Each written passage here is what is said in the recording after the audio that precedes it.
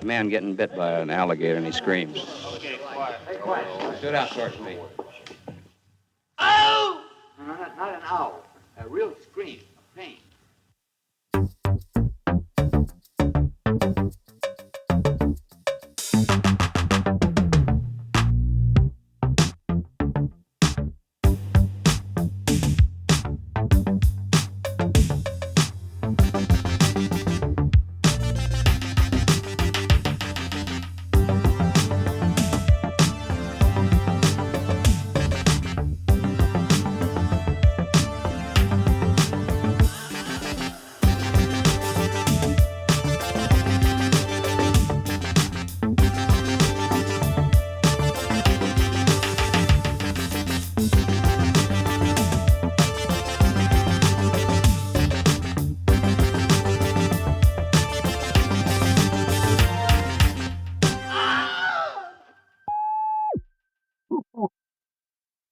What up, screamers? It was one more day in the books of the Asian American Film Festival of Dallas. And Jason here again doing a solo recording as I try to back up slowly and not hit a brick wall in a parking garage to go home. It was a full day today, starting off at 2 p.m. and just now wrapping up at 12:15 as I pull out of the parking garage in my car to make the 35-minute trip home. So I saw 5 movies. Really, we saw 6. 2 of them were short-ish. And I'm going to try to remember the names of all of them and do it properly. But yeah, let's get into it because it's a lot to talk about in 30 minutes. So the first film that I saw was the best one of the day, and it was called Two Strangers, Two Seasons.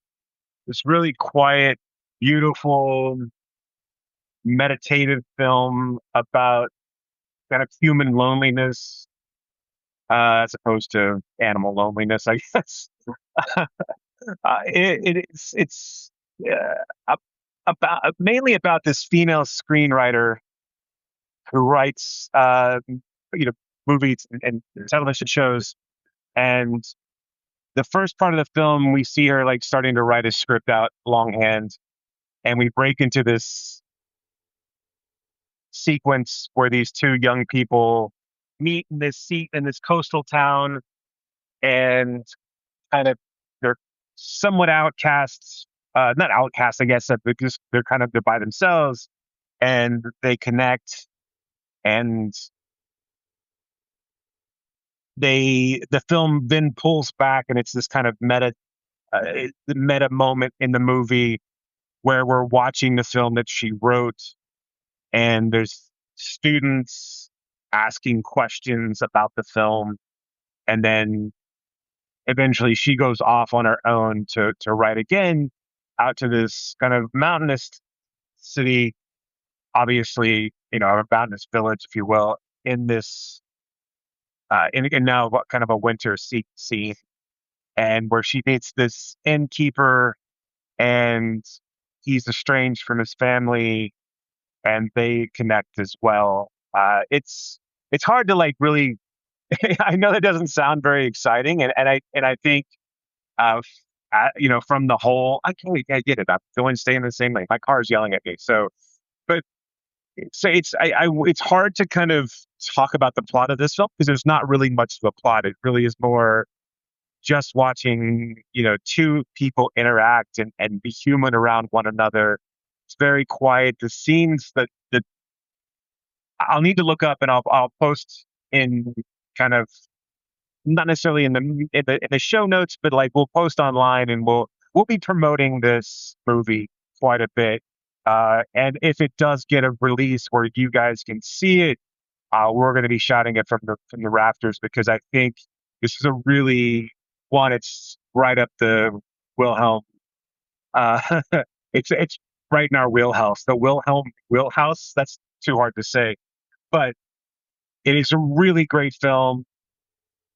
I'm really glad that I made the decision to go and see it. I was kind of on the fence a little bit about seeing this one, and mainly just because it was early in the day and I wasn't sure I wanted to spend 10 hours watching films. Normally I do, but it's sometimes it's hard. So, but this one was really great, and the performances were amazing. The writing was sparse but beautiful. The cinematography was really, really impressive. And what I was trying to say before I interrupted myself, was that this director's had a previous film that I can't pull it, but it's about this boxer. Can't pull the title right off the top of my head. It's been a lot of trying to keep all this in and trying to be able to talk about all these films together. So anyway, Two Strangers, Two Seasons. Keep an eye out for it. We'll be talking it up quite a bit. It's a really, really beautiful, great film, and I'm really happy that I saw it. And like I said, it was my favorite of the day. The second film that I saw was called Behind the Shadows, and it was much more of your like straight laced uh, private detective story, kind of murder mystery. And it was the most disappointing that I saw today. It had its moments. So the movie is essentially we're following this private detective who is following three different cases. One is a case of a man who suspects his wife of or his fiance of cheating on him because she can't be found. She's lost. She's not lost, but she hasn't been seen by him in like a week. We also follow this case of a gangster's girlfriend who one of his lackeys has hired this private detective to follow her to make sure that she's not cheating on the gangster. And then we come to find out that the private detective's wife has a boyfriend, or they said what we think is happening. Has a boyfriend, and that he's trying to figure out if she's cheating on the boyfriend, obviously. And so this is a throwing a wrinkle into all of into this private detective's world, because now he knows his wife has this boyfriend, and that the boyfriend's suspicious of the wife because the wife or whatever. It's silly. It's the movie tonally is really kind of all over the place, and it's trying to do way too much all at once.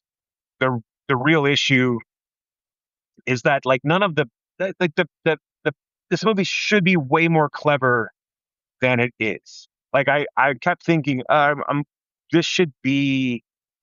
It's trying to be funny in places. This should be way more Shane Black's Kiss Kiss Bang Bang than what this movie turned out to be, which was just more really kind of like uh I don't know, like it's hard to classify it in a sense because there's a murder mystery wrapped around these cases. The fiance ends up being killed, and then we follow this cop who's investigating the case, and he has this wife in a hospital who's in a coma, and he has fainting spells. The whole thing is really bizarre, but it turns out, spoiler alert, that once we figure out who the killer is, then it's just a back and forth between the private detective and the killer. And this whole deal is because the private detective used to be somebody who was a great private detective when he was in Hong Kong, but now that he's not there because he married his wife, he had to move to a smaller town. He's seen as kind of a failure. So he's actually watching the fiance on the night that she gets killed. He gets pulled away because his wife is in a hotel with another man, so he has to go deal with that. And of course, she gets killed.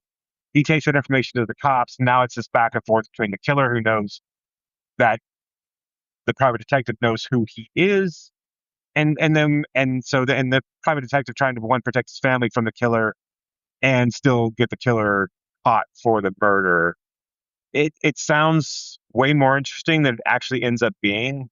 It's really kind of laughable. The way that the movie ends is laughable. Eventually, the killer goes after the mobster's girl, and it turns out that the I won't give away who the killer is, but the motivation for the killer is that he's murdering, philandering women because his significant other was also cheating on him with his best friend.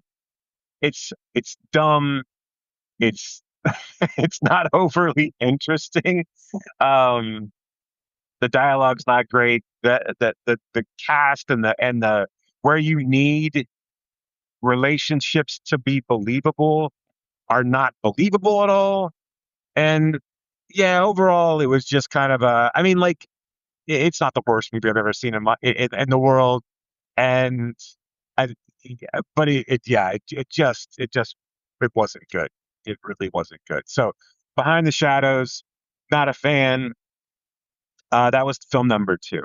Film number three was a film called Lucky Luke, which is actually a U.S. film about an immigrant family, and really about one man who's trying to get his family over to the U.S. to live with him. He's been here for like 5 years and kind of had some stops and starts to his life. He tried to open up a restaurant, and that didn't go well. This is not. It's mentioned. We don't really see much of that.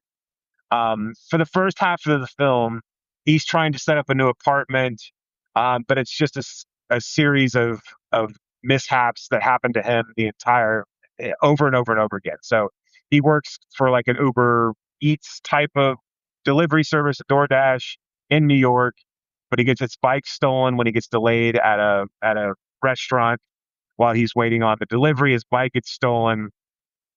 Uh, he gets taken for a ride when he tries to get an apartment for his wife and a kid that's coming over. A friend of his steals like $3,000 of his, so he continually like he gets further and further in debt, and an inability to get out of it, and an inability uh to better his situation, or at least and so he's the apartment that he secured it from his friend. Turns out his friend owed 4 months of back rent and then stole his deposit, his rent, and his deposit. So the apartment that his family's coming over to is in danger. He can no longer work his job because he doesn't have a bike anymore. And so the family gets there, and then it's this moment of so you're watching this man struggle. His family arrives, and what should be a moment of joy is a moment of additional stress for him. But he can finally reconnect with his young daughter, and that's really where the film like shines and really takes off. Is this relationship that he's trying to build and or rebuild, and still also try to kind of get his family back in a better position to make this life for themselves in New York City. The little girl who's in this film is amazing. Um, and basically the three leads, really just the two. I mean, like just Lou and this little girl named Yaya are are so great, and their interactions and um, kind of how she challenges him and it grounds him, brings it back into reality, and him still trying to provide and keep things from her that he and to provide for her and to make the New York this life change, fun and interesting and exciting and not a negative are really really it's really really beautiful. You worry a couple of times in the movie that the film might take some weird left turns, like he he's tempted to steal things. He's tempted to the little girl uh, steals a watch at one point. You think maybe that he's going to pawn that off and to kind of make an easy out for the money that he needs.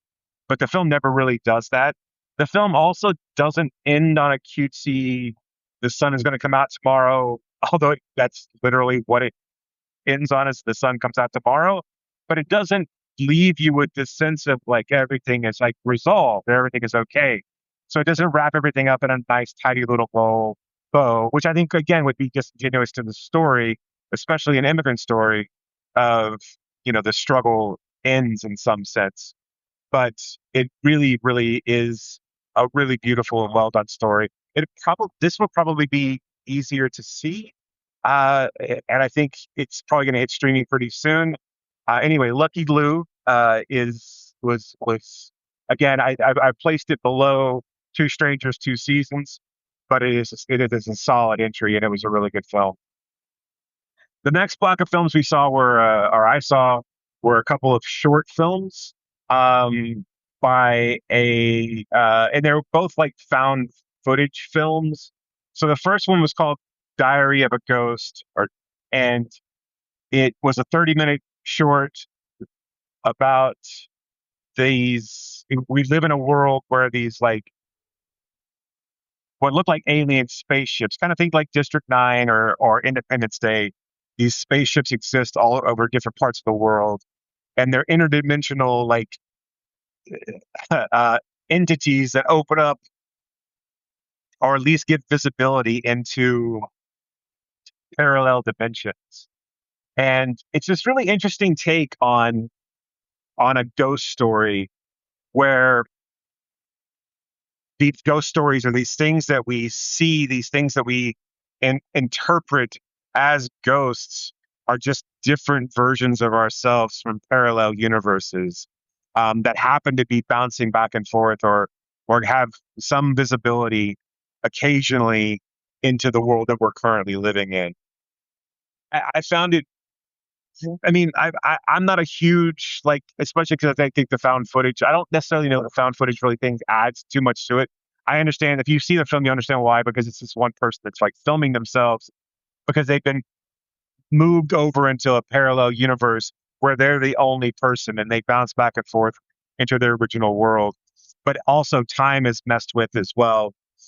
Um, and so they're filming this and hoping that someone's watching it online.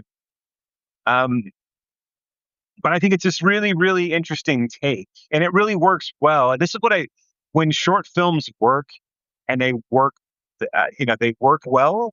This is how they work well. They take an interesting idea that doesn't need to be expanded on into a full length feature. They wrap it up. They tell the story that they need to tell. They don't linger. And I think this one works really well. This idea that these that ghosts, again, whether you believe or not, whatever, that these things that we perceive as ghosts are just different versions of ourselves, trying to give messages to us, different versions of ourselves throughout different portions, and bouncing around, and again, playing with the timeline. So if we're a child and we think that we see a ghost, it could be someone, like it could be ourselves looking out for, uh, you know, having lived that life and looking out for yourself again. I've not seen that really ever presented in that sense before. Maybe this exists in fiction and storytelling, but I've never seen it put to film. I've never read about it. I think this is a really, really interesting idea. Diary of a Ghost. I may be getting the title slightly wrong, but it's close.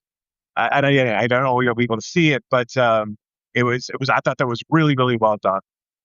The second film was more of a found footage horror film called Gamma Land, about this somewhat haunted, really bizarre theme park where if you don't have fun at the theme park, you can't leave. And it's this story of the film unfolds as this kind of like couple that's going to take a vacation to this theme park that they've seen in these videotapes. It all turns out that that's all a ruse, and it's just this is happening over and over and over again with these women that are falling for this man, and he's taking them to this place to kind of retrieve his son. And I could be getting all of that wrong. This is it's in a very Japanese sense of horror.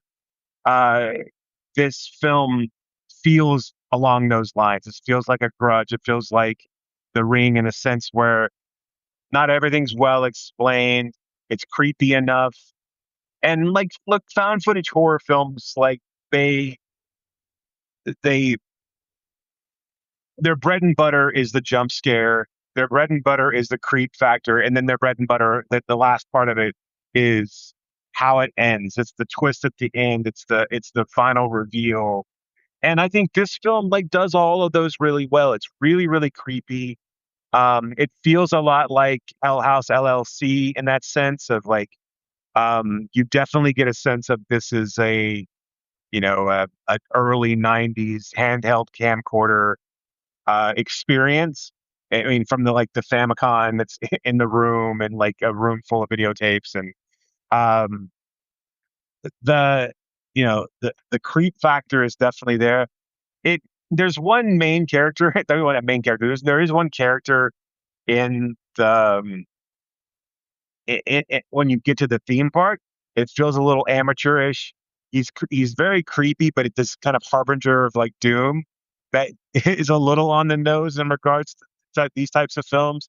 But once you get to the end and you fit and the main female finds out her fate, um, that's the way that that's done is really really creepy. And then we have this kind of last broadcast. If you've ever seen that movie, uh, kind of ending where this was a thing that's been going on and on and on. Like, what we were shown in the beginning should have clued us into, oh, this is a thing that just is cycling through and it's never gonna end. So I don't think it really like I don't think it makes any new ground in the found footage horror film, but this feels like something that would exist in a shorter form for sure. This was a 59-minute film, so it's not quite a feature. Doesn't quite make that 70-minute mark to make quite a feature. But it was going on and on. I think this would feel right at home in the VHS anthology series. Um, it would need to shorten it down a bit. And I think it actually really, really could shorten it down. It doesn't necessarily need to be an hour. Um, but yeah, I enjoyed this one. I enjoyed both these blocks. I think they were both fun. Like I said, I really liked the shorter of the two. The second one was Gamma Land was again the scarier one. But I think for your money, this is a decent entry into the found footage genre, even though that genre is relatively played out by this point. So yeah, so Diary of a Ghost and Galaland. Keep an eye out for both of those if those sound like things you'd like to see. Highly recommend Diary of a Ghost, however. And then we wrapped up the film with a 10:30 screen. Or we wrapped up today, excuse me, with a screening of Drunken Blade, which is just a balls to the wall action film. It is very much like Robert Rodriguez's Desperado meets kind of Three Amigos, it meets Stephen Chow in a lot of sense. There's a lot of humor. It's mostly a sword play film where there's a lot of blood being spewed. Is that a word? And a lot of heads rolling, people getting stabbed or getting run through. And yeah, I mean, like, there's not like so. The plot basically is that these bad guys are going to they're terrorizing this village, and they're basically and that's really about it. There's and the drunken blade or the drunk blade is a hero that has kind of taken on these bad guys or bad guys in general, and it's become this um, legendary figure in whatever country or whatever land we're in. Uh, it it starts off with just action and like really crazy uh, these hyper violent fights, but also like not realistic fights. A lot of people getting thrown. I mean, this is very much a Shaw Brothers type kung fu action flick in that sense. I will say, obviously, it's also very Three Stooges esque. I mean, in the sense of like, there's a lot of ridiculous characters. None of them are realistic. They're all dressed crazy. They're all kind of a lot of them are dressed like extras from Pirates of the Caribbean. But and a lot of the one thing that that kind of like kept me out of this film was that a lot of the action is filmed like ridiculously close. There was this like a lot of we were really close to the bodies in the action where you weren't always seeing the full picture. There's a lot of like close-ups of faces for like comedic effect, or and so it was a little uh, I don't know, sometimes it was hard to like one take in all of the action and then also read all the dialogue. The dialogue moved along a little fast. So, not that the storyline is ultimately important in this movie, you get the main gist, but it was kind of hard to keep up with like, all right, at the beginning, what am I supposed to be paying attention to? There's this one gang, and then there's another gang, and then there's some corrupt government officials, and then there's these villagers, and there's another I mean, like, obviously this all kind of follows a formula of the man with no name and like this, who comes in and saves the town. And then there's one person that's there who's also kind of looking for revenge or also has their own motives. I will say there's sequences in this film that are just amazingly stunning. There's a sequence that's done on a horse. There's like sword play and sword fighting on horseback that I think is incredibly shot. Um, the fight sequences, when you do get to see kind of a lot of it, I think are really well done.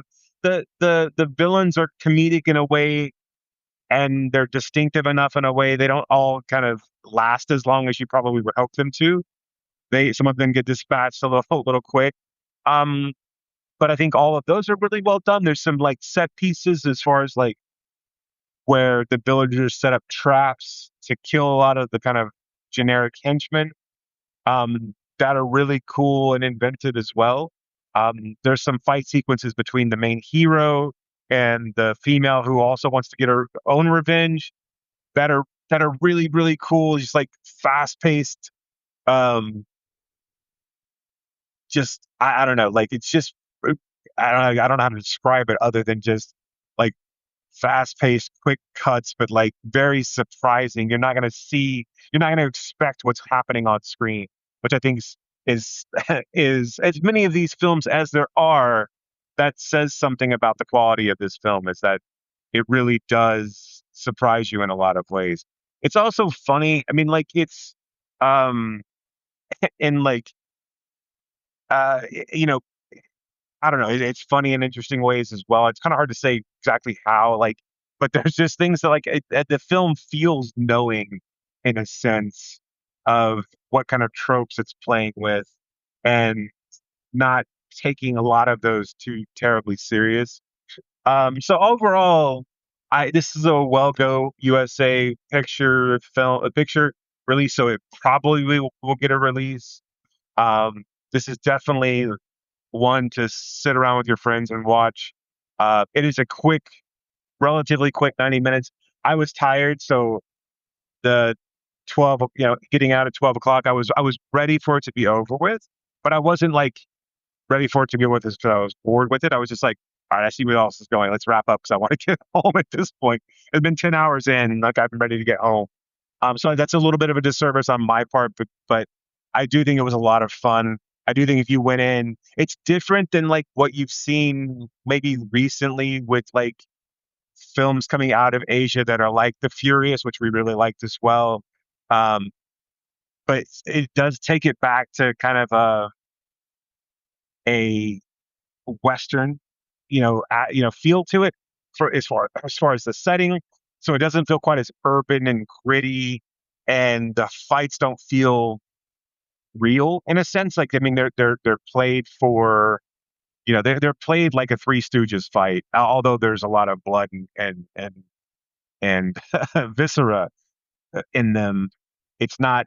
it's not quite as daunting as something like The Raid or um, like I said, like The Furious currently is. Sorry, I'm stopped at a light and I'm trying to turn right on red, so I can't really. I'm in kind of in a weird blind corner here. But anyway, so yeah, Drunken Blade was my last film of the day, and I enjoyed it. I think if you enjoy Asian action films, this is a worthy entry. Again, it's not Crouching Tiger.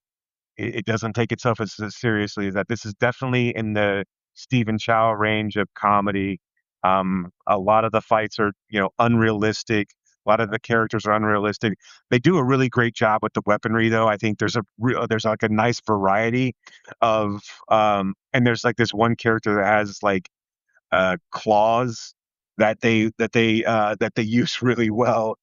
There's a lot of different fighting styles that are really really well done. So I mean, like, I think this is it was a good film, and it's just a fun, like, silly. I don't think you're gonna like. It's not. Is it a great film? No. Is it a fun film? Absolutely. And so I would recommend, if you like those types of movies, Drunken Blade is one of them, and you should watch it. So that wraps up day 2 of the Asian Film Festival of Dallas. There's 2 more days. Tomorrow, obviously, like I told you yesterday, we're hosting Mackay, and then on Sunday we're hosting a Thai film called Human Resources, which I'm really kind of worried about the people are not going to like. You have to kind of like Thai cinema, and Thai cinema's a little weird. It's a little daunting. It's a little it's hard on you. It's going to challenge you in ways you probably don't want to be challenged, especially on a Sunday. Um, but that being said, you know, that's what we're there to do. I'm excited about getting in front of the crowd. I'm excited about the people learning about us as well.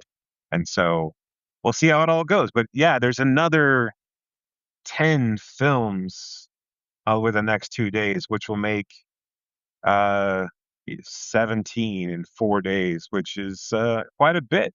Asian Film Festival. What's nice about the Asian Film Festival of Dallas, unlike other film festivals that have really large number of films, this is a single screen fest right now. I don't think it always was, but this is a single screen fest right now, meaning that you can see everything that they're showing if you want to see it.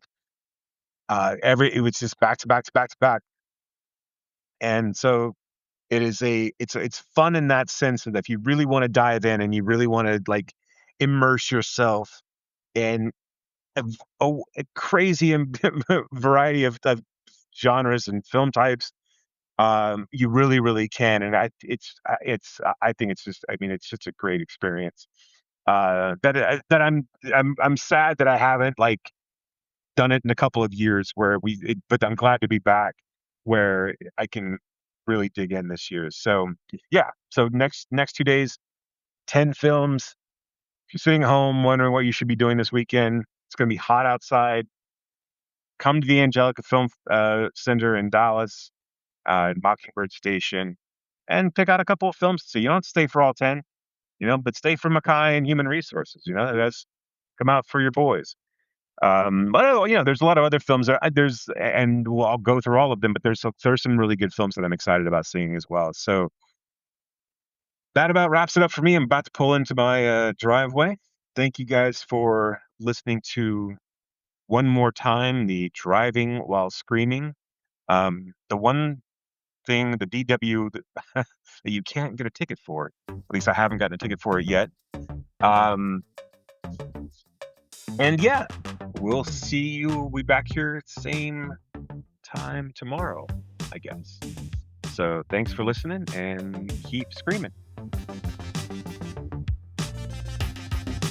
You have been listening to Why Does the Wilhelm Scream with your hosts, Brock and Jason.